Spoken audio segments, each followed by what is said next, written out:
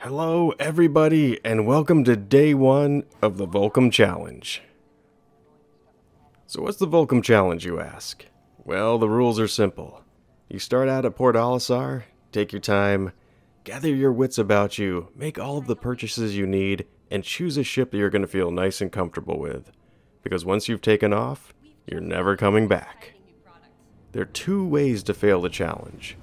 First is if you return to Olisar for any reason. In fact, from now on, you're not even allowed to look at it. Secondly, you're only permitted to use one ship for the entirety of the challenge. If it gets destroyed, then that's it, contest over. It's going to be up to you to keep your ship safe, repaired, and fully fueled up. No more of this reclaiming and getting a fresh ship whenever you feel like it nonsense. So, what's the point to all this? I've taken the challenge several times now, and for something that sounds surprisingly simple, it has a rather heavy influence on how you play the game. For starters, this makes you play the game like Star Citizen is intended to be played, by not treating your ships like they're a disposable commodity. Losing the contest simulates permadeath, so it makes you care if you live or die, which in turn rekindles your natural suspicion of all other players until proven innocent. It takes a place like Cryastro, which under normal circumstances you could take or leave, seeming how you could normally just reclaim a ship to refuel, resupply, or repair it, and turns it into one of the most dangerous parts of Stanton to go visit. One that's going to be a necessity to go to if you want to keep your ship in working order. Meanwhile, out there, in that big expanse known as everywhere else, it's going to be you against the verse.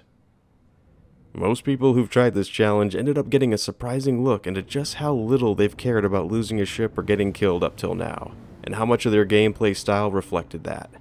And you can't really blame them, there's no reason to, since the only time you worry about losing a ship is after you've kitted it out with some expensive components.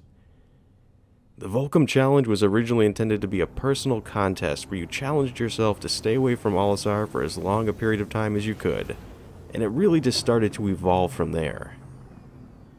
We ended up taking this a step further during Org Night, and tried playing this contest competitively with a large group of people. The last person standing at the end of the evening would be crowned as the winner of the Volkum Challenge. A couple of people asked, what would happen if someone decided to go park their vehicle in a crater, waited out the clock, and won it that way?